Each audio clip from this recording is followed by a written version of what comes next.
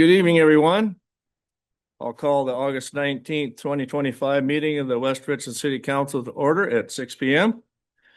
And before we get started this evening, I'll ask Stephanie to read the hybrid meeting ground rules and then call the roll. Thank you. Tonight's meeting will be held in person with a virtual meeting component. If you are participating virtually, please make sure the name shown at the bottom of your video view is the name you would like the mayor to use. You can change this by right-clicking on the three dots in the upper corner of your video view and clicking Rename. Audience members present in the council chambers will be called upon first during public comment periods. Those participating remotely should virtually raise your hand if you wish to speak.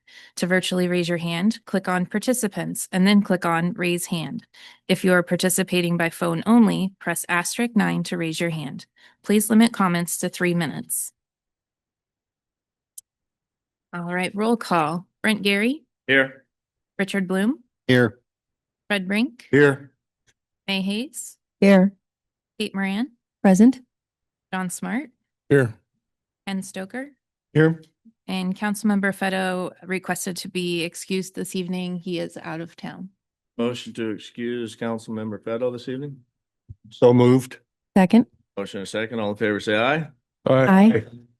Like sign. Motion carried. Thank you, Council. All right, moving on to our agenda, I'm going to ask Councilman Bloom if you'll lead us in the Pledge of Allegiance this evening. Pledge allegiance to the flag of the United States of America and to the republic for which it stands, one nation under God, indivisible, with liberty and justice for all. Thank you, Councilmember Bloom. Appreciate it. Council, the agenda is before you. Are there any changes to the agenda this evening? Seeing none, may I have a motion to approve the agenda? I move to approve the agenda. Second. Second, all in favor, say aye. Aye. Like sign. Motion carried. Thank you, Council. Presentations this evening. We have two presentations. First up, we will hear from our Finance Director, Aaron Gwynn, who will present the 2025 second quarter financial report. Aaron. Thank you, Mayor Gary. Good evening, council and citizens. Can you hear me? Is that okay? This evening, I'm presenting the 2025 second quarter financial report. I'll start with an overview and economic update, followed by specific financial information regarding the general fund, followed by the other funds. For the first overview of the economy slide, we'll start with unemployment, which has decreased to 3.7% in Benton County. Another economic indicator we continue to monitor is inflation. One of the measures used is the Consumer Price Index, which nationally has a 12-month percentage increase of 2.7% when comparing June of 2024 to June of 2025. This is slightly up from 2.4% in the first quarter. The Seattle Metro is the same as the national at 2.7%. This trend is on a positive direction, and we are getting to a more normal inflation rate compared to prior years. Locally, we look at the city's building activity. Single-family permits issued through second quarter are down 11% from the same time period last year, with 39 new single-family permits issued. Multifamily permits for the second quarter are also down with 0 permits compared to 39 permits last year. In terms of revenue generated, the city received 50% less building permit revenue than this same quarter last year. This is another view of the new single-family home permits. The bar graph portion shows the years in comparison, and the green line shows the addition to assessed valuation. This is a good example that demonstrates the volatility of new home construction. You can see from this data, the permits peaked in 2021. The next several slides will look at details regarding the general fund. This slide shows where the money comes from in forms of budget. You can see most of the general fund revenue is generated from taxes at 66% of the total. The primary sources of taxes are sales tax, property tax, and utility taxes.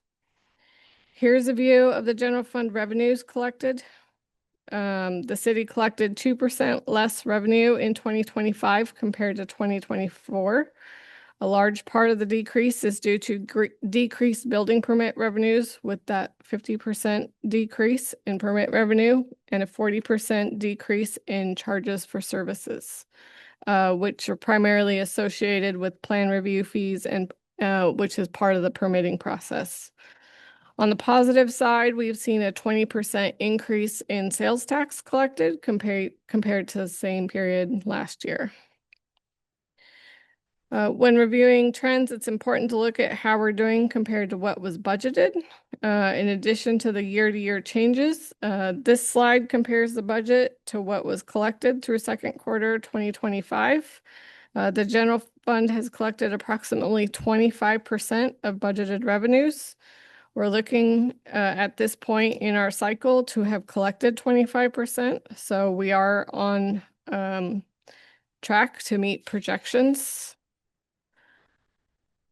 These next two slides look at sales tax revenue in the general fund. As shown in previous slides, sales tax increased 20% compared to the prior year. Here's another view which compares the different business sectors. The retail sector increased 16% and represents 38% of the total sales tax collected by the city.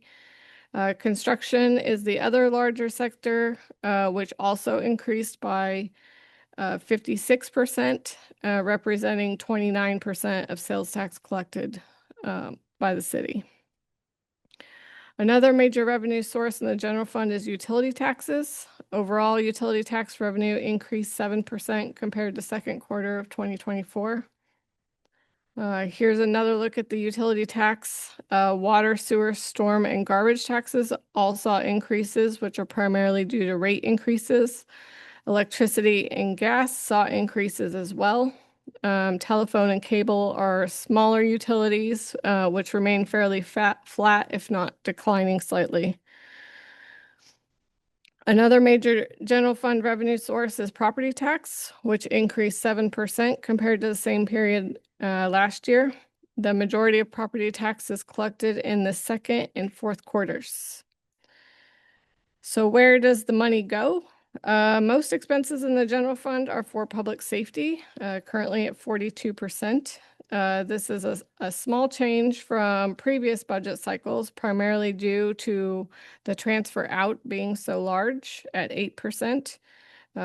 It's part of it for well 2 and 3 projects, as well as increased support for the street fund. Here's another look by department, where your money goes. Total general fund expenditures were at 21% of the biennial budget. Again, as a general guide, we're looking for 25% or less, so we are on target. So the city has special revenue funds for streets, park impact, criminal justice, and library. This graph displays the major revenue sources for each fund. The street fund saw a 1% decrease. Library and criminal justice funds saw increases of 9% and 6% respectively. And the park impact fund is impacted by building activity, which saw a 62% decrease. A major part of the park impact fee decrease is due to mitigation agreements with 2 of the larger developments that are going on, where they're building a park rather than paying into the park impact fees. This is a picture of the special revenue fund expenditures. Most funds have remained flat except the criminal justice fund, and this has increased primarily due to the leased vehicles. Next, we'll look at capital projects funds. This slide outlines funds and their purpose. Fund 301, this fund holds the State Route 224 project, as well as the real estate excise tax, or REIT 1. Fund 302, REIT 2 funds, primarily for pavement preservation. And Fund 355, the Transportation Improvement Program, is where we account for the majority of our larger transportation improvement projects. For revenues for project funds, we have seen activity pick up in the second quarter for Fund 301. This is primarily due to the State Route 224 project, and the revenue is coming from the state to reimburse for the project costs. The other two funds remain fairly or below last year's collected funds. Not a lot of going on in those. The primary source of funding for Funds 301 and 302 comes from real estate excise tax. There was a 3% decrease through second quarter 2025 compared to 2024. The bottom portions of this graph in the slightly darker blue shade reflect what funds were received through first quarter, and the red portion is what was received through the second quarter. And the top lighter blue portion on 2025 reflects what we have remaining for the budget. So revenues for Fund 355 are from the traffic impact fees. The city saw a decrease in collection compared to second quarter last year. However, we budget this revenue source extremely conservatively due to inconsistent revenue stream and have met the revenue projections for this year. This graph shows expenditures for capital projects, funds. Oh, there we go. Funds for the second quarter. Spending has picked up in Fund 301. This directly correlates with the State Route 224 project. These last few slides take a closer look at the utility funds for revenue. Water collections increased 4%. There are approximately 5,942 water utility accounts billed at the end of June 2025. Sewer collections increased 8%, primarily due to increase in the number of new residents in the last year, as well as increased rates. Here's an image of the irrigation revenue. Irrigation collections decreased or increased by 1% through second quarter. This is mostly because of the small utility and the timing of payments. It's a pretty flat utility. This next graph displays stormwater collection revenue, which is up 12% compared to second quarter 2024. This is due to increased rates as well as the increase in number of properties. And the last utility revenue, solid waste collections, was up 10%, primarily due to rate increases and the additional development. And this final slide is a view of the utility fund expenditures. Most funds saw operating costs remain steady, except the solid waste, which directly correlates with the EDS disposal contract. Are there any questions? Council, any questions of Jessica of her financial report for the second quarter? Seeing none. Thank you, Aaron. Appreciate that. Very well done. Okay, so that moves us to our next presentation, which is Attendance Matters Proclamation. So I will read this proclamation. Whereas good attendance in school remains essential to student achievement and progress towards graduation. And whereas chronic absence, missing 10%, 2 or 3 days a month or more is a predictor of academic trouble and dropout rates. And weakens our communities and our local economy. And whereas all students, even those who show up regularly, are affected by chronic absence because teachers must spend time reviewing for students who have missed lessons. And whereas student absenteeism can be significantly reduced when schools, parents, and communities work together to monitor and promote good attendance and address hurdles that keep children from participating in school. Now, therefore, by the resolve that I, Brent Gary, Mayor of the City of West Richland, Washington, and the City Council will stand behind the nation in recognizing September 2025 as Attendance Awareness Month. Our City Council hereby reaffirms its commitment to academic success of all students. We also encourage all members of our community to focus on reducing absenteeism and give the children the equal opportunity to learn, grow, and thrive.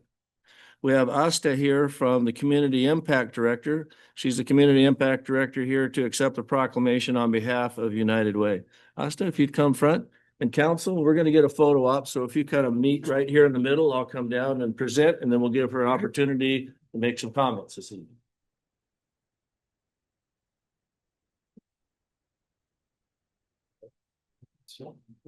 Is that, we're going down there, we say, let's share. Yeah. Right there, just kind of Yeah, group up. All right. Over here. Together. Yeah, this way. Chairs out of Oh, there's the chairs. Yeah. I don't. Guys need to go. Move up. Move up. This is, we got to be centered about that. Tall people in the back, shorties up front. All right. Fine. There we go. We didn't rehearse this. No, they're good at it. Okay. They move the. You're hiding behind. Oh. There's our coordinator right there. All right, 1, 2, 3. All right, I took a bunch. Thank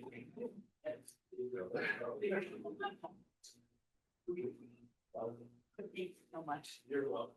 Right, well, Thank you, Cal. thank you, Mayor Jerry and City Council for supporting education and for your leadership in bringing community awareness to the issue of attendance by issuing this proclamation. I'm Asta Ardicos Banhayo. I'm the Community Impact Director for the United Way, Benton Franklin Counties. We're focused on building better futures for local kids. And we know that regularly attending school is critical for a child's success. Unfortunately, chronic absenteeism rates more than doubled after the pandemic, and they still remain really high.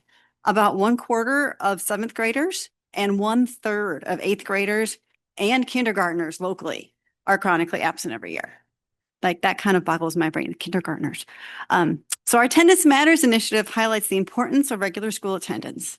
When children and teens regularly attend school, they're more likely to develop their whole selves, personally, socially, academically, emotionally, because school enables them to connect with friends and adults, collaborate, problem solve, make decisions, think critically, be creative, do hands-on learning. There's a lot of things that you can't get from working online. You have to go to school. So, and of course, they're also more likely to meet grade level standards and graduate on time if they actually go to school. So recognizing September as Attendance Awareness Month helps remind everyone that we can support our kids by helping them get to school. And we look forward to sharing this information and to promoting attendance matters across the communities with part of your support. And so thank you again for issuing this proclamation. Thank you. Appreciate your attendance this evening. All righty, we're going to go ahead and move on to our consent agenda, which is standard business of City Council. Take them away one motion and approval of the council, which will include tonight payment of the bills, approve the minutes of the regular meeting July 15th, 2025. Motion to authorize the mayor to sign a commercial real estate purchase and sale agreement for lot number 2, short plat number 3741, which consists of 1.55 acres. Motion to authorize the mayor to sign a commercial real estate purchase and sales agreement for lot number 4, short plat number 3742, which is a 1 acre lot. Council, may I have, is there anybody from the audience this evening that would like to speak to our agenda this evening, consent agenda?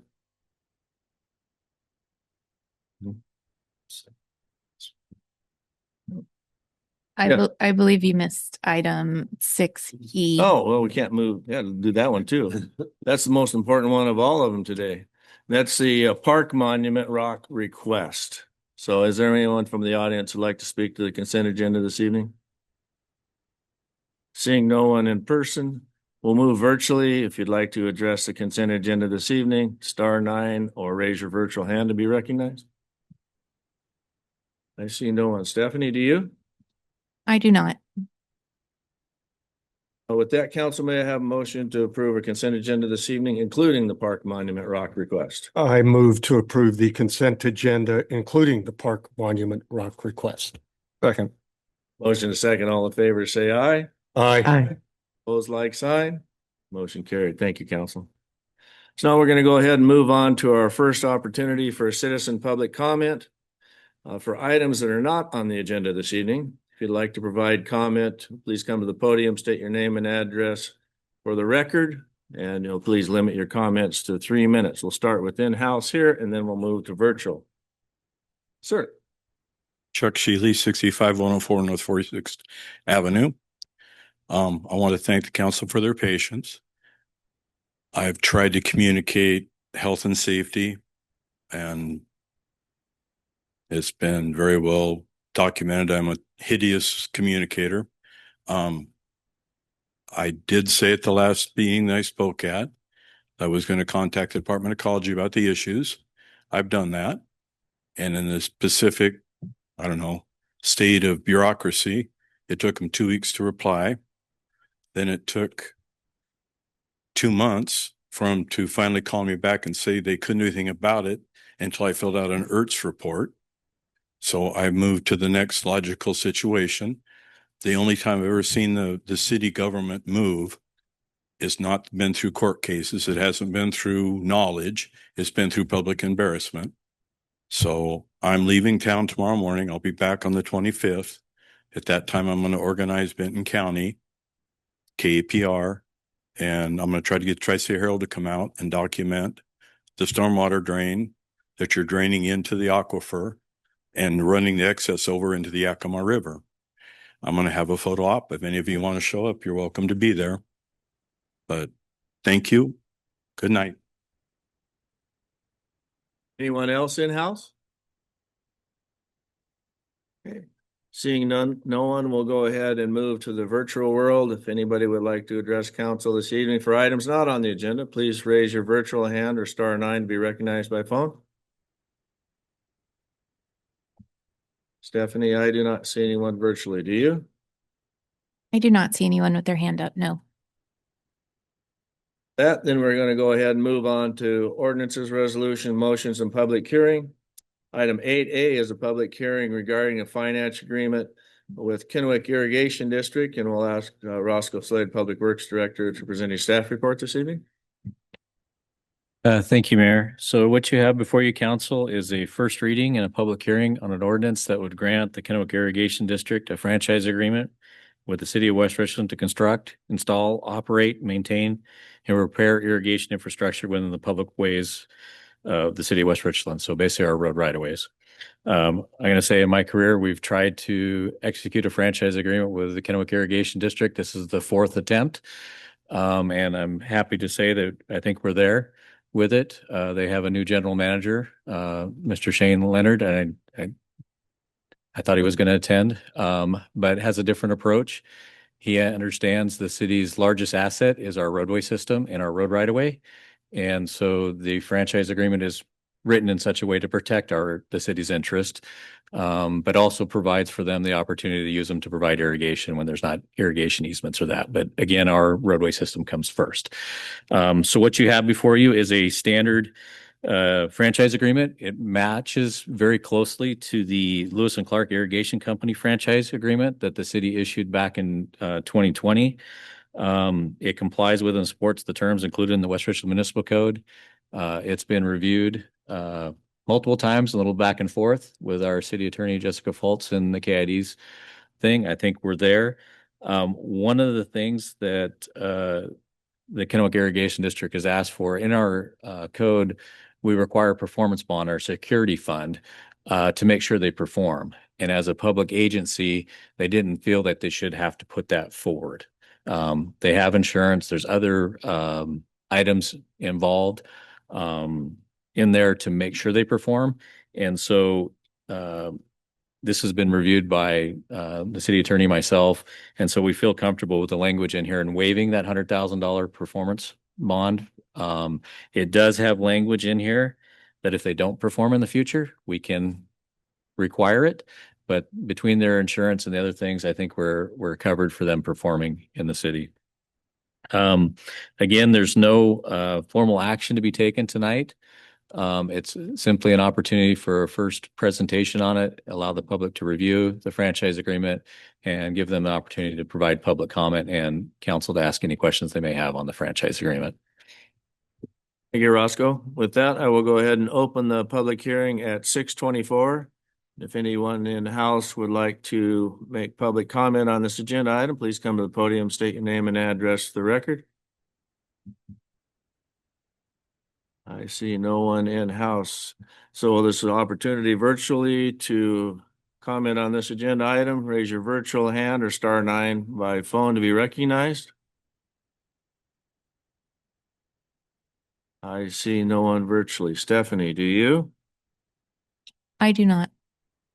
Seeing no one, we'll go ahead and close the public hearing at 6:25. And as Roscoe made mention, this is our first reading of the franchise agreement ordinance. So no action will be taken tonight, and the ordinance will come back before you, City Council, as September 2nd for adoption. And so before we move on, is there any questions council may have of Roscoe that weren't previously addressed? Any staff report? I see Mr. Bloom. Relatively simple question. What's your definition of perform? Or reverse, what's your definition of not performing? So there's specific language in the franchise agreement, and as far as what they're supposed to do, as far as obtaining permits before they do work, there's some exceptions for emergency, there's reporting issues, those type of things. So if they're not performing, then we can go back. But really it has to do with them doing work and maybe not patching the roadway correctly or doing that. So if it becomes an issue, we can come revisit this. But Well, I guess that was just to clarify for the public. it's pretty general and it leaves it up to our interpretation. But basically, if they don't perform per the language in here, then we have an option to go back and require that. Councilmember Smart. Yes, Roscoe, I just had a question about the alternatives to this. I know you've been trying to get this agreement for a while. I've skimmed through it. It all seems reasonable. There are a lot of requirements that they would have to meet. I presume all of that construction work would get inspected. We have another irrigation district, or is this our only option for irrigation for the city? You have part of Columbia Irrigation Districts includes in West Richland. You've got Kennewick Irrigation District, and then you get the Lewis and Clark Irrigation Company. So would this agreement preclude an expansion of the Columbia Irrigation District system at any point, or? Their boundaries are set Okay. by their district, and this is a non-exclusive. So even if the boundaries did change, it's non-exclusive. So Okay, okay, good. Thank you. That answers my question. Appreciate it. Else? Okay. Thank you, Roscoe. So we're going to go ahead and move on to items 8C and D, our public hearing and an ordinance regarding a franchise agreement with the Advanced Internet Service Provider doing business as Advanced High-Speed Internet. And again, Public Works Director, Mr. Slade, present your staff report this evening. thank you, Mayor. So this is another franchise agreement. If you recall, earlier this year, we issued them. We went through the public hearing and process for them to have a franchise agreement. And this is the company that purchased Benton.RE's PowerNet. And so they've purchased that and are getting their own franchise agreement. The insurance coverage that they had previously provided, they thought met the requirements in our code, and it's determined it didn't. And so they went back to their insurance company and determined that, I can't remember the exact cost, but it was pretty expensive for the coverage that we were requiring. And they were concerned because they only had 2 poles in our right of way and without any current plans to expand it. And so it was cost prohibitive. And so working with our city attorney, Jessica Platt, she worked with WCIA, or Jessica Fultz. Sorry, that's 2 in one day. That's not just me, is it, Rob? Yeah. Sorry. Jessica Fultz, our city attorney, working with WCIA to really take a deeper dive in this to make sure, could we lower the insurance requirements because of the limited risk? And ultimately WCIA and Jessica agreed that yes, we could lower this and still have the thing. There's language in here that says if they do expand from their current use, that this franchise agreement and the insurance requirements can be revisited and amended if needed in the future. But they're pretty limited exposure to what they have. And we wanted, they provide a service to a number of residents. And if they didn't have the franchise agreement, that would have to not continue. So what you have before you is a new ordinance that basically the previous one you already approved, but we now go back through the process with a public hearing. It lowers the insurance requirements. You can see some of the stuff was 5 million. It drops it down to 1 million. And then this would, again, planning to come, no action tonight, would come back before council on September 2nd.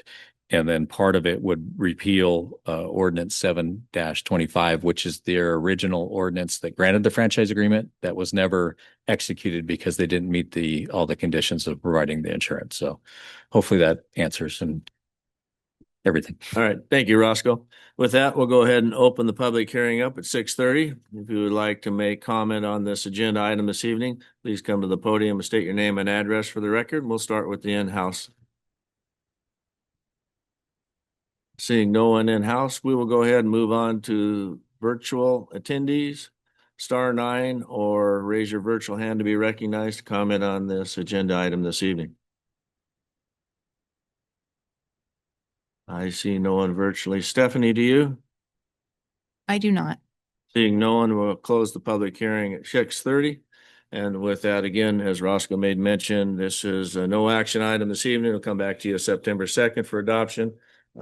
Before we move on, I'll ask any questions of Roscoe on this agenda item this evening. Who made staff report? I see no further questions. Okay, with that, we're going to go ahead and move on to closed record hearing. Item 8E and 8F are a closed record hearing. It's actually C and D. Yeah, typo here. No. Shows revised agenda. Items 8C and 8D are a closed record hearing. And a motion to approve preliminary plat for plat number 008-2025 Fallon Drive Townhouses. Since this is a closed record hearing, I'll ask our city attorney, Jessica Fultz, to read through the public or the hearing guidelines, and then we will hear from our planner, Alicia Ransom, on our staff report. Jessica. Thank you, Mr. Mayor. A public body's decision on a quasi judicial matter must be based on and supported by the record in that matter. The record consists of all testimony or comment presented at the public hearing and all documents or exhibits that have been submitted in connection with the matter being considered. Only parties of record will be allowed to provide comments and no new information or documentation can be introduced. The purpose of this closed record hearing is for the city council to consider the pertinent facts, applicable law, and to make a final decision on the Fallon Drive Townhomes preliminary plat, file number plat 008-2025. The appearance of fairness doctrine applies to this hearing. That doctrine requires that this hearing be fair in form, substance, and appearance. The hearing must not only be fair, it must also appear to be fair. Therefore, at this time, I would like to ask a few questions of the council. Has any member of council engaged in communication with opponents or proponents regarding this issue outside the public hearing process? No. Will any member of the council obtain any financial benefit or suffer a financial loss as a result of the outcome of this hearing? No. Is there any member of the council who believes that he or she cannot hear and consider this application in a fair and objective manner? No. And is there any member of the public, either proponent or opponent of this matter, who objects to the participation of any of the council members in hearing this matter? And I do not see any, Mr. Mayor. Thank you, Jessica. Appreciate that. So are there any parties of record who would like to comment on this agenda item this evening? If so, if you're in-house, come to the podium, state your name and address for the record, and provide your comments. Anyone in-house? Brent, I thought we were going to have Alicia do a presentation first. My bad, sorry. Gail, bye. I know you're just itching to get up here. Okay, sorry, Alicia.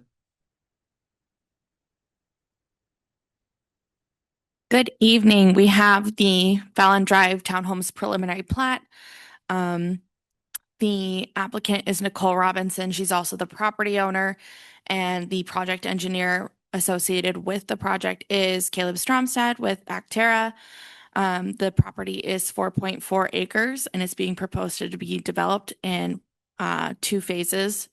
There are 39 lots proposed, and each lot meets the minimum lot size of the multifamily residential zone.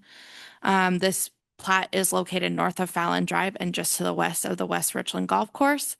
It's where the baseball fields used to be in that area, if you're familiar with that area.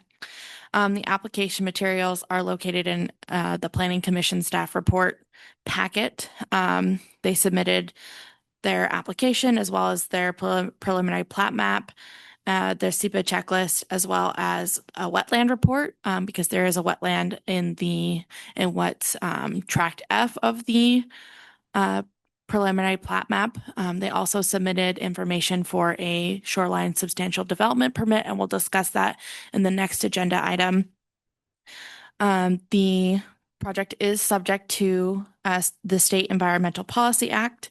The city issued a mitigated determination of non-significance on June 25th of 2025. We received comments from reviewing agencies. We received a comment from Benton REA that all easements have been established. They said that they would be reaching out to the applicant to confirm that all needed easements are established. Benton Clean Air Authority submitted a comment. It's a standard comment about the proof of contact soil destabilization notification is required for all projects that are doing clearing and grading. The Bonneville Power Administration submitted comment that the proposed plat doesn't impact any of their infrastructure. Columbia Irrigation District said that the parcel is located with Columbia within their boundaries and provided requirements to connect to their system. KID, Benton County Public Works, and both submitted no comment, and then the Department of Archaeology and Historic Preservation requested a cultural resources survey after the MDNS. Rather than doing a cultural resources survey with this particular parcel, we've opted to do an inadvertent discovery plan, and that's standard with all projects. We didn't receive any appeal from the SEPA, so they're okay with the inadvertent discovery plan due to the nature of the site. The public notice was sent out on July 17th, and that goes to all properties within 600 feet. We received several written comments from the public and list out the comments and then things that the notice of decision, city code, proposed city projects are doing to address those comments. Commented that the additional homes would create noise and traffic. The project proponent will be subject to traffic mitigation fees, impact mitigation fees per WRMC 16.14.200. And that will mitigate any needed improvements to public streets. And they'll also be subject to noise regulations, which is WRMC 9.38. In addition to the in addition to the transportation impact mitigation fees, they'll be paying into projects being funded by the city's 6-year transportation improvement program. One of the projects on the 6-year tip is the South 38th Fallon Drive SR 224 to SR 224 project. So Fallon Drive loops around near 38th and then comes back from Van Giesen to Van Giesen. And that's on the plan to complete the improvements there. The project proponent will be completing the frontage improvements along Fallon Drive, along their frontage, as well as a pathway, an extension of the city's pathway system along one of the roads leading into the plat. And that is along the western boundary, which the city has a 30-foot pathway easement already. They worked that out with the previous property owner. There's some concerns about privacy between the proposed development and existing homes on Chelan Drive. Condition 28 of the staff report outlines the requirement for a 6-foot block wall to be installed by the developer between the development and the abutting properties. The exact requirements for that are in condition 28 in the staff report. There are some questions about impact on wildlife in the area. The wetland area will be placed in its own tract and will be buffered to comply with WRMC 18.25.110. The wetland buffer enhancement plan, which is located in condition 40, which is a variance request, will work to improve habitat around the wetland and replace invasive species that impact habitat and wildlife in that area. We did not receive any comments from the Department of Fish and Wildlife on this proposal. There's concerns that that infrastructure needs cannot be accommodated at the proposed density. The system capacity for this plat has been evaluated as part of the preliminary plat process. Additionally, when the property was rezoned to multifamily, city staff evaluated the proposal and determined that there was sufficient capacity to develop the property and not impact the city's level of service standards. That property, for your information, was rezoned via ordinance 2319. And again, the developer will be required to pay traffic impact fees. That's condition 5, as well as water and sewer development fees, and that's in conditions 2 and 3. Slope stability and erosion control. The developer will be required to submit a geotechnical report, and that's in condition 21. And all filling, grading, and compaction must be consistent with the recommendations from the report and are approved by the city. Stormwater issues, there's concern that there's stormwater issues already in the area. Condition 1I addresses that the stormwater will need to be collected and treated on site with a piped emergency overflow when required by the city engineer. It will not leave the site or enter the city's stormwater system. The stormwater system design will be reviewed by the Public Works Department to ensure compliance with adopted standards. And it is a private stormwater system. Again, all stormwater will be collected and will remain on site. And the HOA will be responsible for the maintenance of all stormwater facilities. Irrigation capacity, the property is within Columbia Irrigation District service area, and they have provided comment that they have capacity to provide irrigation water. You can see their comments that they're located in the Planning Commission staff report. Park and trail space, again, we talked about this previously. The developer will be required to pay park impact fees, and that's in condition 6. There will be possibly some mitigation defrayment with the construction of the pathway, but they'll be required to expand the city's pathway system both along the frontage of Fallon Drive and along Tract A, and within that easement that's already been dedicated to the city by the previous property owner. We received some comments associated with just the plat rather than the SEPA. Benton Clean Air Authority, they really want to make sure we get that proof of contact soil destabilization notice. And Benton REA, again, all easements appear to be in place. Benton County Public Works, BPA, and KID submitted no comments. And then CID commented that the parcel is located within CID's boundaries and provided the requirements to connect to their system.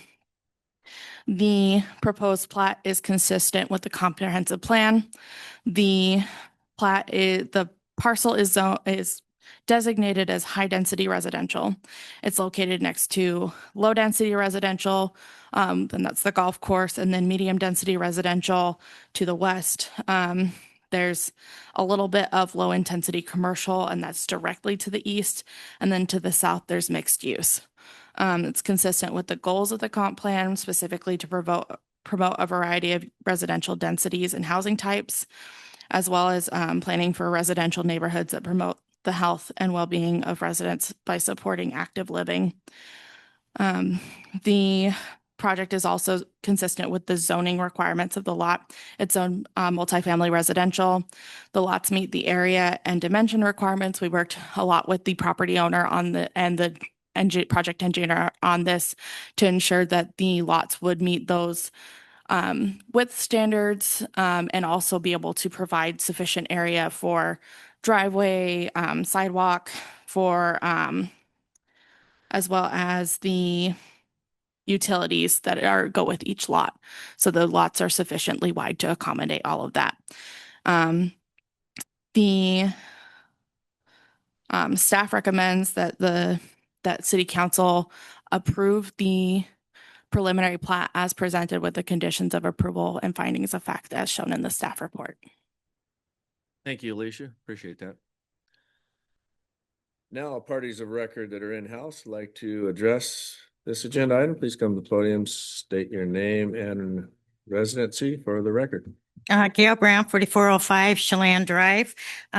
You should have gotten a list that all what we see as the neighborhood issues now without their houses. I didn't come in to ask that be stopped. I know it's not going to be, but there's a couple things that really bother me is that of that list, and staff knows the issues that we have down there. They're going to the sewer plant and driving by all the time. I didn't see any reports of how badly the roads are, the sidewalks, the the safety issues for the kids, and that they're kind of being forced to walk down the street. The big Lake Chelan, the stormwater stuff, that's great that these guys are putting it in. But when we have water going over both sidewalks, I mean, they're going to be shooting down that way. They're not always going to be going that way. So what I'm going to ask is to please look at that multi-use zone. It doesn't fit all. You're dumping these things in the skyscraper we got down there, 3 stories. Paul is white. She can't sunbathe anymore because they're looking at her yard. So please look at adding some zones for multifamily. So it doesn't have to be this, how many, it's ridiculous, 10 homes. In some places I can see it, but you're sticking these in existing homes and they don't match up. So, that's all I have. Thanks. Anyone else in the audience that's part of your record this evening? Good evening, Caleb Stromstead, Octera Engineering, representing the applicant. We're just here to support the application. I've been working on it for the last 11 months. It's been a great collaborative effort with the city staff, and I can't imagine if there's any questions that come up, happy to answer them, but we're just showing our support for this application. Thank you. The other part of your records in-house this evening? Seeing none, we'll move to virtual. If anybody has a part of your record virtually, please raise your hand or *9 if you'd like to make comment. I see no one virtually. Stephanie, do you? I do not. Motion to approve file number plat 008-2025 Fallon Drive Townhouse preliminary plat. Council, do I have a motion? You can find it. Whoever gets to it first is the winner.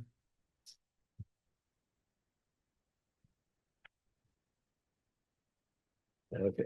I move to approve preliminary plat number plat-008-2025 Fallon Drive Townhomes based upon the findings of fact, conclusions of law, and conditions of approval as recommended by the Planning Commission. Second. Second, council, any questions that haven't been previously answered from Alicia staff report? Alicia, I'll ask you to come back up here to the podium. And Councilmember Bloom. Alicia, I spoke briefly with the planning director in we are relying on more and more on HOAs existing and maintaining the site. Is there anything in the agreement as to the longevity of HOAs? I mean, for this particular application, that would be my aspect, because I mean, I own a piece of property that's in an HOA, but it's a defunct HOA and it has nothing to maintain. This one, we would have things to maintain associated with it. That's what we're, especially the storm drains.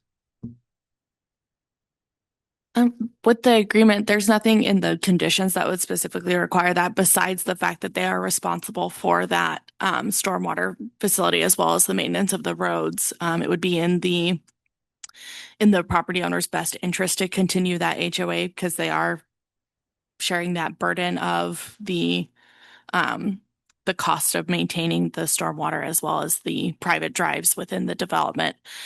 We have other developments that they're all just sharing. They're all responsible for that. So either way, the property owners would be responsible for the maintenance of that. And Roscoe may have additional thoughts about that. Well, Eric. I would say Jessica, default to her on HOAs and their longevity. I mean, it's a requirement in our plat for them to comply. Whether the HOA survives or not, it's still upon the property owners within that plat to to Right. comply with those, So it right? becomes Or illegal. it becomes a legal matter and the city would have to go after them legally to enforce that.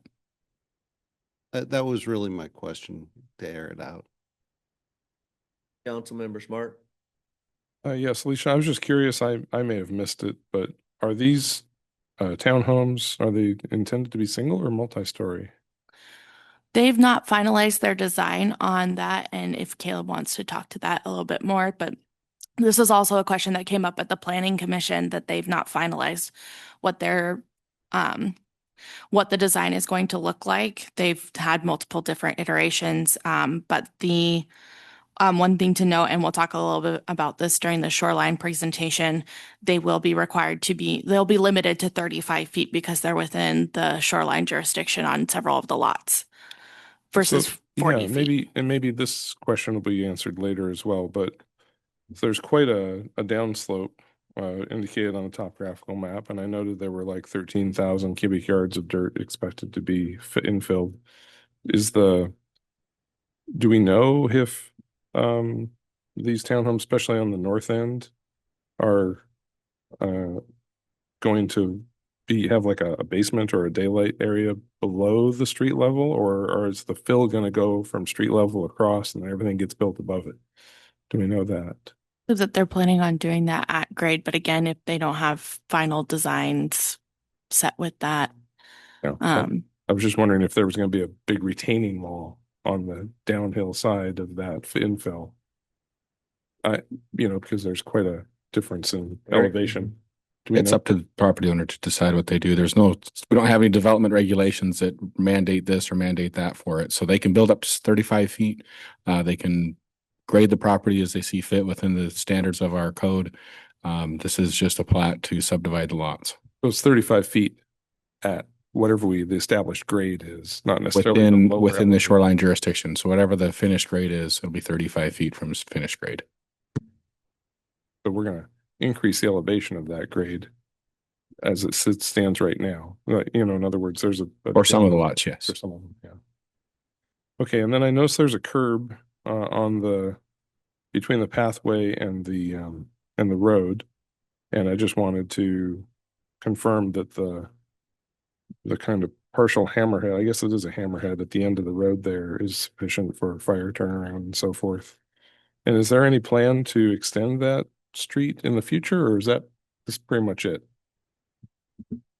That will be it. Yeah, the city has a lot of that with their sewer line and easements. So there'll be a future trail that will extend up through there. But as far as residential units, I don't foresee any more of those happening, especially with the critical areas that are adjacent. And so the last question is, did I understand? I see the trail on the south border of this development being installed by the developers. That's correct. Does it extend to connect to the trail that we have? I don't remember if the trail we have goes across the frontage of the golf course at this point or not. Does it go across the golf course? I don't believe it does at this. So is there still a gap? There is a gap. Okay. So where you have there's some storage sheds there, there is a gap that's there. But again, this is how we connect. Okay. It's Closest we eventually can. will, and then you've got the pathway that goes north around the backside, and eventually will connect over to North 46. All right. Thank you for that. Thank you. Councilmember Moran. Thank you very much. And I would like to thank Eric for taking the time today to talk to me about these questions, but I will ask them so that they are in public. So my first question is regarding the wetland determination report. It's from 2020. Is that still accurate? And what can we use to verify that it is? Or how do we go about with that? Alicia, if you like. Conversation was with Eric. I'll go ahead and let Yeah. him go ahead and respond if you wouldn't mind. Yeah, I'll respond to her since it'll be the same response I gave earlier. So I do have a certificate in wetland science and management that I've acquired through University of Washington many, many years ago. I've also had my own business as a wetland consultant for over a decade. So when I received that, I noticed it was out of date. I did do my own review of it. So the initial report categorized the wetland as a category 4 wetland, When I went down and performed my review, it categorized as a category 3, which is a much higher functioning wetland and requires a bigger buffer. And so I did work with the property owner on buffer averaging and doing some changes there and some buffer enhancement that could be done so that it's not just lawn, but it actually is providing a buffer to the wetland with some, some different types of Vegetation. yes, thank you. Willows, that's the word I was looking for. So they're gonna put a bunch of willows in there because they work great in the wetland buffers and they love their feet wet a little bit too. So I did work with them and made that determination and so that was able to be acceptable at that point. Thank you. And then that would also be why we're able to move the buffer from 150 foot to 100 foot? Yeah, they were able to do some mitigation to offset that impact that they have. They're also doing buffer averaging, so a lot of that gets pulled down to the 112 and a half feet. And then there's a little portion where it has a corner of the lot that pokes into it. So Thank you. And then my next question is about the Department of Agriculture and Historical Preservation, I believe, DAP. They had recommended a professional archaeological study of the project prior to ground disturbing actions. Why have we not required that? one, because the tribes did not comment. When the tribes do comment, they know exactly where their stuff is. So we're much more sensitive when they comment than when DAP does. They just have this. It's kind of like the WUI map for DNR. It's the whole county. So there's some concerns with the mapping what they have. Knowing the history of the site as being a ball field where a lot of fill material was brought in and dumped there, we figured that the only archaeological findings that they would have is old leather balls that they could find in the dirt somewhere from an old baseball game. So we're doing the inadvertent discovery plan so that if they do come across something that they would stop work and be able to do that. The risk is very low, we believe, at that site because of, again, the history of the site and the fill material that's been brought in. Thank you. And then the last one is about, and we had heard from Ms. Brown about the stormwater issues, the Lake Chelan. So we discussed concerns about that and if there are mitigations that we've put in place to make certain that we're not going to be adding to that problem with this project. Yes, that's correct. And I believe Alicia went over that in her staff reports. In the condition, it was 1I, right? Mm-hmm. Okay. Thank you very much. Mayor Pro Tem Brink. Thank you, Mr. Mayor. Just following up on some of the discussion that you just had with Councilmember Moran. We talked about the stormwater, and in condition J, it says factor of safety of 3 will be used in the design of all stormwater facilities. Can I get a quick tutorial on what that entails? That's the stormwater guy, Roscoe. Yep. So there are design standards for a typical storm event and that they have to design to based on the soil type and how the wall, whether it's going to be infiltrated or whether it's going to be in a overflow swale. So whatever it needs to meet that storm event, we make you do 3 times the size it needs. So it's got a factor of safety built in. And again, all the storm drainage is on site, collected and treated, and will not add to any issues of the surrounding neighborhoods. So, thank you. Councilmember Blue. Well, I'm going to piggyback on the discussion of the buffer area. I would suggest the developer contact Benton Conservation District. It sounds like actually Yakima Basin Fish Wildlife Recovery Board probably has funding to pay for a lot of those trees under a riparian grant. So just keep that in mind. We did not allocate all of our riparian dollars this year. Thank you, Councilman Blue. Seeing no one else, all in favor say aye. Aye. Opposed, like sign. Motion carries unanimous. Thank you, Council. Moving on to items 8E and 8F for a closed record hearing and a motion to approve a shoreline substantial development permit for file number SHRL 001 2025 Fallon Drive Townhomes. And since this is a closed record hearing, again, I will ask our city attorney, Jessica Foltz, to read through the hearing guidelines, and then we will hear from Alicia prior to our parties of record. Thank you, Mr. Mayor. As a reminder, this is a quasi judicial matter. It needs to be supported by the record. No new evidence can be taken. Parties of record will be allowed to provide comments. The purpose of this closed record hearing is for the city council to consider the pertinent facts, applicable law, and to make a final decision on the Fallon Drive Townhome Shoreline Substantial Development Permit, file number SHRL 001 2025. The appearance of fairness doctrine applies to this hearing. It must appear fair and be fair. With that, I would ask some questions of council. Has any member of the council engaged in communication with opponents or proponents regarding this issue outside of the public hearing process? No. Will any member of the council obtain any financial benefit or suffer a financial loss as a result of the outcome of this hearing? No. Is there any member of the council who believes that he or she cannot hear and consider this application in a fair and objective manner? No. Is there any member of the public, either proponent or opponent of this matter, who objects to the participation of any of the council members in hearing this matter? And I do not see any, Mr. Mayor. Thank you, Jessica. Alicia. Okay, so this is the Shoreline Substantial Development Permit associated with the Fallon Drive Townhomes. Within the Planning Commission packet, there is some information regarding the act where the shoreline jurisdiction is. The shoreline jurisdiction starts 200 feet from the ordinary high water mark. So you can see on the preliminary plat map, there's a line that runs parallel to that. And it intersects with lots 32 through 39. And those are the lots specifically within the shoreline jurisdiction. And those are the lots where the conditions of the Shoreline Substantial Development Permit apply. As a reminder, this is a type 4 decision and it must comply with the Shoreline Master Program as well as the Shoreline Management Act and the Department of Ecology rules regarding shoreline jurisdictions. Let's see. So the setbacks and height restrictions, it must be set back at least 100 feet from the shoreline, the ordinary high water mark.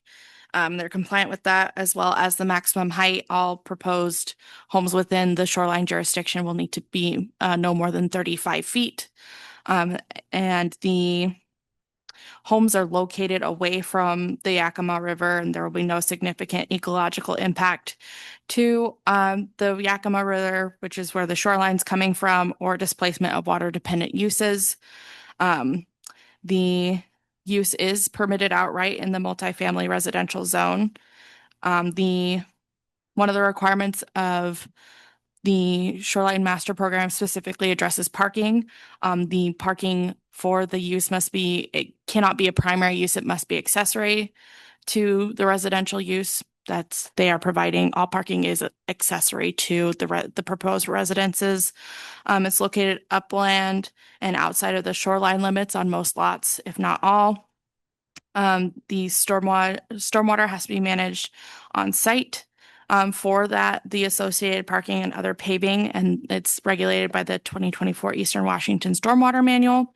And there's no impact to visual quality, public access, vegetation, or habitat for the shoreline. The residential standards, the proposed development meets the Shoreline Management Program setbacks, height, and land use requirements. The wetland buffer is required, and we were just discussing that with the previous, with the actual preliminary plat, and there's signage required designating where the edge of that wetland buffer is. And then the wetland mitigation as proposed, that they're proposing to do the wetland habitat mitigation plan as part of the preliminary plat development. There'll be no shoreline stabilization or flood hazard measures needed. Again, this is set back quite a bit from the ordinary high water mark and quite a bit back from the Yakima River itself. There is no portion for the transportation element. There's no portion of the private drive that is located within the shoreline jurisdiction. There's some previous maps where it was showing that they were within, but they've modified the map to accommodate that wetland buffer. And now all the lots are located, all of the roadway is located outside of the shoreline jurisdiction. And then all utilities are proposed to be undergrounded, and that's a requirement of the shoreline management program, as well as a requirement of the Public Works standard details. And they will be located at the front of the lot, so they're not within the primary part of the shoreline jurisdiction. Staff recommends approval of the shoreline substantial development permit as presented with the conditions of approval as shown in the staff report. Thank you, Alicia. With that, are there any parties of record in-house this evening that would like to comment on this item? If so, come to the podium, state your name and address for the record. Seeing no one in-house, we'll move to virtual. Anyone of party of record virtually, please raise your hand or *9 to be recognized by phone if you'd like to make comment. I see no one virtually. Stephanie, do you? I do not. Motion to approve file number SHRL-001-2025 Fallon Drive Townhomes Shoreline Substantial Development Permit. Council, do I have a motion, please?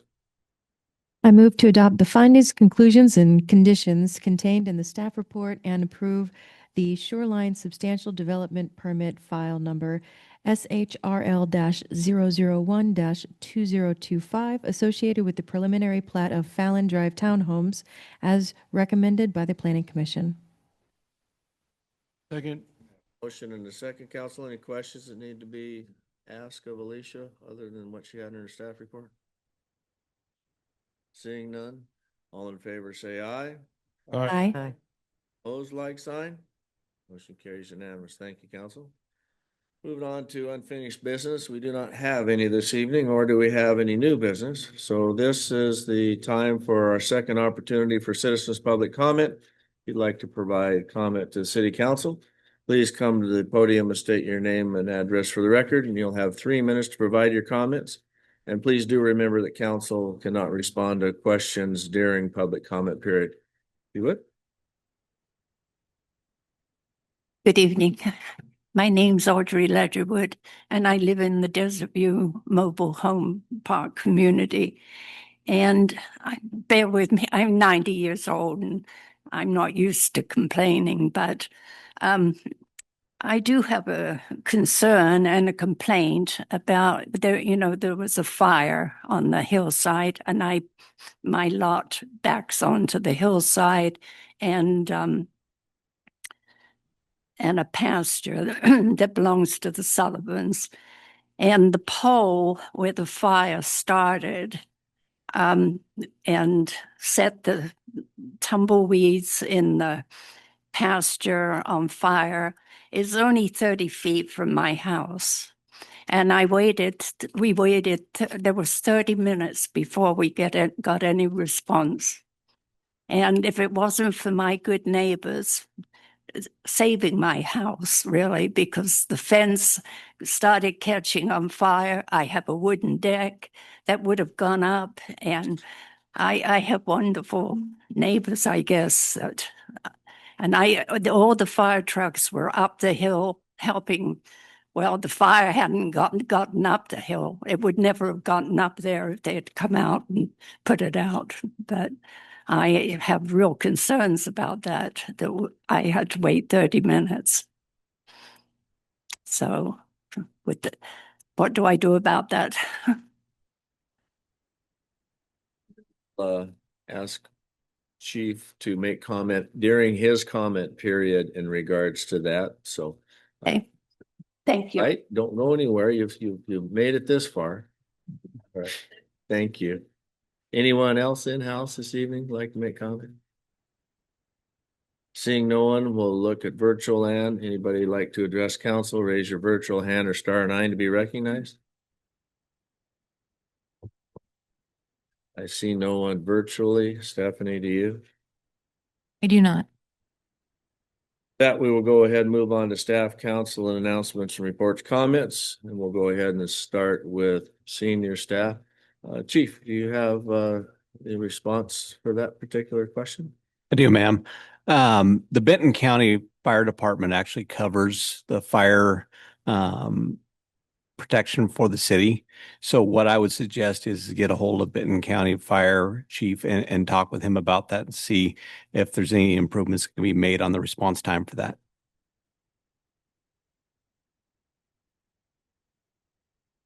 Eric.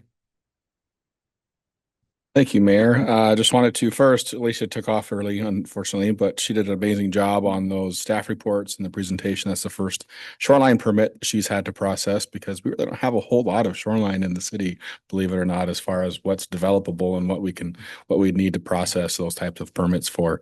I've processed many of those in my past life in other cities, but this was her first time. She did a great job. Wanted to also I sent an email out to you this evening, sharing some detail on impacts of affordable housing and cost, or I should say, market value of homes in the vicinity. So just some good reading. If you want to read that, if you've got questions about it, feel free to reach out to me. Happy to talk to you more about that. Just want to keep you educated and informed on that topic, especially with some of the things that are going on out there. And then despite the financial report earlier, residential construction has picked up quite a bit. We've seen quite a few permits coming through. Matter of fact, last week we issued 3 new single-family residential permits. The Grove is starting to take off, which is that townhome development off of Kennedy, as well as Watermark subdivision is starting to pull several permits. So we're starting to see some good things happen there. We also have permits in for the apartment development next to Desert Sky. They've submitted for building permits, as well as Belmont Heights, which is just down the hill by Van Giesen, up from Van Giesen. So there's a lot of new multifamily developments that will be coming in and adding some more diversity to our community. Commercial development is also on the rise. If you've noticed, across the street from the police department, there is a industrial building going in there. It seemed to be similar to the work maker space that you see off of Leslie and near Clearwater and Badger.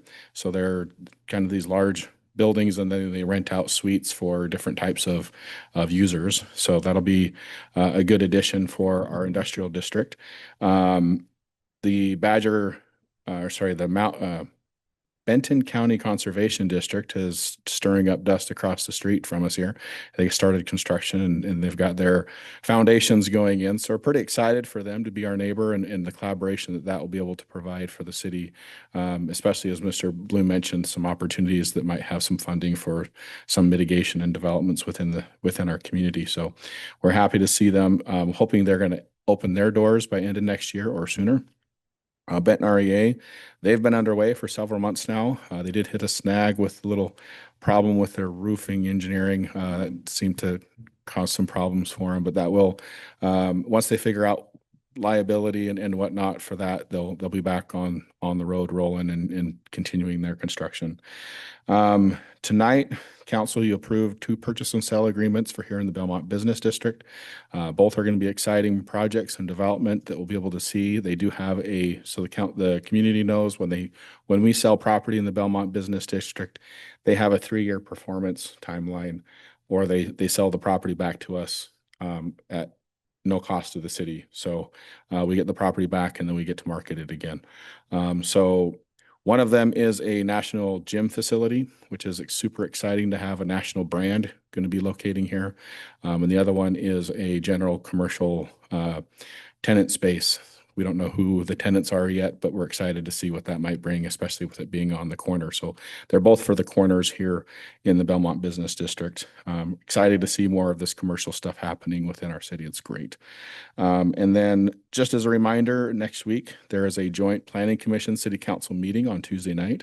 It will be a workshop. We're going to be talking about planned action SEPA and what that means and what that is for the Lewis and Clark Ranch, as well as doing some initial kickoff for the development standards for the Lewis and Clark Ranch. Thank you, Eric. No other senior staff, so we'll move on to council. Council comments, reports. Good. And at the request of Mayor Pro Tem Brake, I usually leave him till the last, but I'll go ahead and put him up first this evening. And I'd just like to address the concern that you raised, ma'am. I am a Benton County Fire District 4 Commissioner. That's what I do when I'm not sitting here. So if you wouldn't mind staying around just a little bit longer, I would very much like to get some specifics from you, please, so that I can relay them personally to Chief Carlisle with the Fire District. So I just wanted to mention that in case you needed to leave. Then we'll come back to you. Thank you, Council or Mayor Pro Tem Brink. Councilmember Bloom? When I walked in, I saw this flock of pigs flying over the city council meeting. No. Benton County Moderate Risk Waste Facility is open.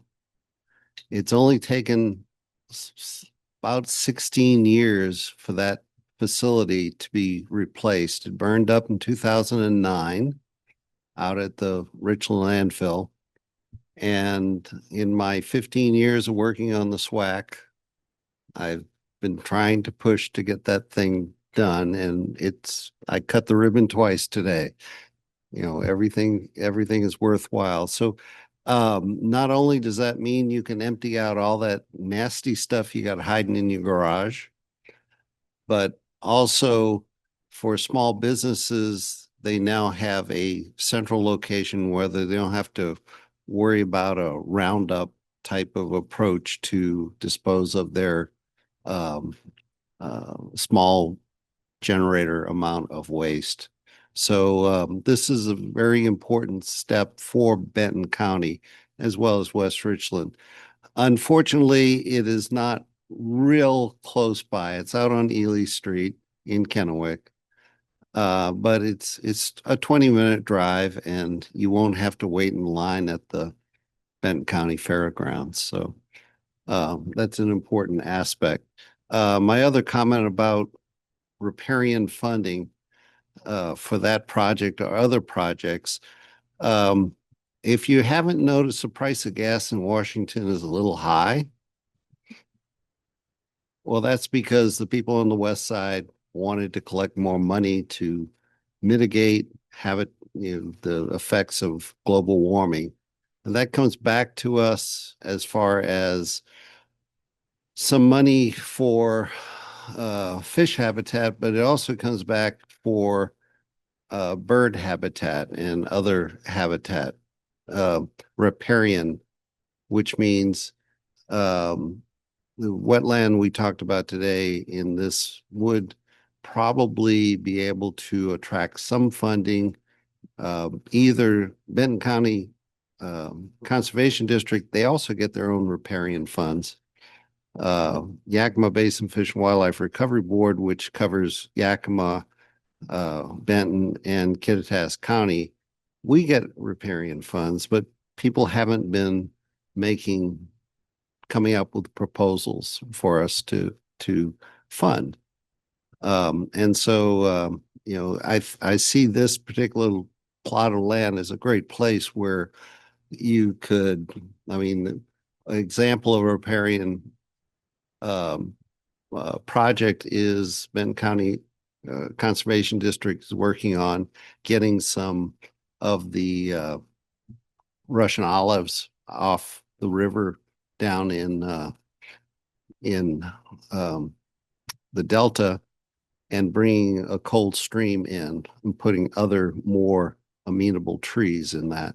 So, there's all sorts of aspects to that. So if you'd like to, you can talk to me afterwards. Thank you, Councilmember Bloom. Councilmember Stoker? Thank you, Mr. Mayor. So I just wanted to bring up the situation again on Pheasant. My insider there sent me a text again saying there are more vehicles now on the street. So he claims there's 13 on the street, which matches what's also in the yard. So there's evidently 26 vehicles on this property or adjacent to this property, as well as all the other beds and dressers and everything else that seems to be clustered all around his property that's causing quite an eyesore for the neighbors.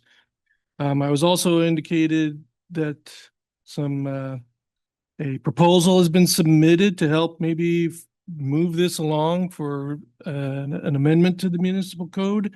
I actually, I guess, maybe that was in our mailboxes, because unfortunately I don't usually check that, but hopefully we can work to assist our citizens in having a more pleasant environment around themselves. I just wanted to check in and maybe see where, if any, progress has been made on this. So that's all I have. Thank you. Yeah, Councilman Stoker, we've been working with legal with Jessica, and the chief is also, matter of fact, we just had one of our one-on-one meetings today. He will be having a personal visit with the gentleman at that address this week. And it's a process, unfortunately, that is not quick to be done when you're rewriting code as far as public nuisance, things in that order. So while it's not happening as fast as any of us would like, we are making an effort to move things forward, given the workload of everybody involved. Chief would have been on it a little earlier, but he was at Equivalence Academy for a couple of weeks, so we missed him there. But he's going to go pay a visit. So. And again, I'm not trying to harp. I just let this person know that I would bring it up again. And so I'm fulfilling my promises to them. So not a problem. And I'm sharing with you what I can share with you as far as where we're at. I'm going to go out of turn and just say that I got the same comment from another citizen. So I'm glad you brought this up, Ken. Thank you. Councilman Stoker. Councilmember Moran. Thank you very much.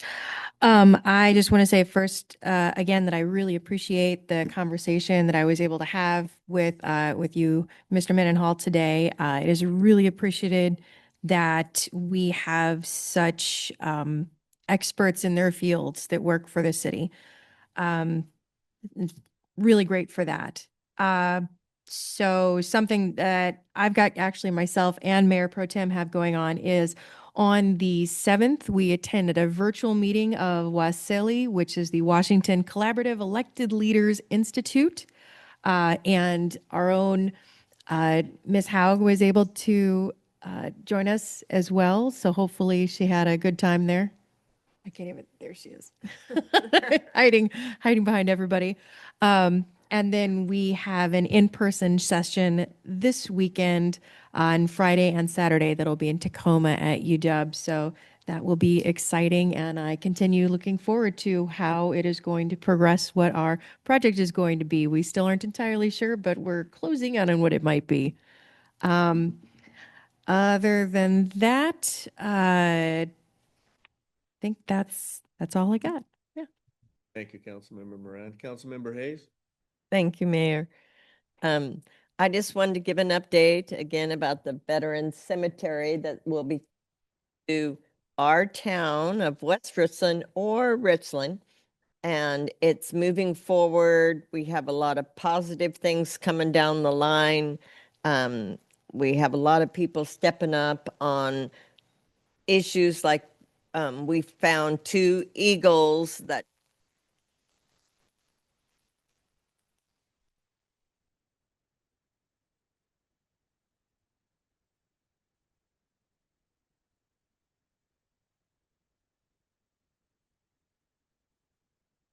Microphone. People that purchased that. Oh, sorry. 2 people that purchased that. So it's exciting to see, even with the smaller stuff behind the scenes and everybody stepping up for this veteran cemetery. And naturally, we all want it in West Richland. Richland's great too. But I'm just pleased to work with Olympia and work on all these issues with the veterans. So thank you very much. Mayor Pro Tem Brink, sir. Thank you, Mr. Mayor. Good evening, everyone. It's been over a month since we had our last council meeting here, our regular meeting, but just a couple things going on. I did participate as a member of the Forensic Investigation Council, which is a statewide council that advises the governor on forensic matters. Identified one of the big issues as being the delay in getting results from toxology reports. I know that is a continuing problem, but when tox requests are submitted, they can be delayed for months and months, and that's on a good day. So that is a clear problem that the Forensic Investigation Council is attempting to address, because the alternative is if the defendant can't get a speedy trial, ultimately cases may wind up being dismissed. So that's one issue. I did have the privilege as AWC president to attend the AWC leadership brief with AWC's executive management. We welcomed a new vice president, secretary, and a new large city representative. And I also had the privilege on August 1st of observing the active shooter training that the West Richland Police Department did in concert with Benton County Fire District 4 at the elementary school located on Paradise. So it was a good event, and I think that the fact that Chief Fry and Chief Carlisle worked together to put this on was exceptional in terms of being able to protect our citizens to a greater extent should we ever have a horrific active shooting incident as we did at Wiley. So I appreciate the chief's effort that he did to help coordinate that. And then lastly, I met with the Benton County Law and Justice Council last week. Our county prosecutor, Eric Eisinger, mapped out where he thought there might be bottlenecks or inefficiencies within the entire criminal justice process here in Benton County. So we as a council are working with him to help identify, along with the other interested parties, Public Defender's Office, Clerk of the Court, and so forth, to try to make sure that our criminal justice system here is functioning well. That's all I have, Mr. Mayor. Thank you, Mayor Pro Tem Brink. Appreciate that. So with that, we do not have an executive session this evening, so I will conclude our meeting at 7:26. Thank you. Just emailed you with Susan's committee. Oh, okay.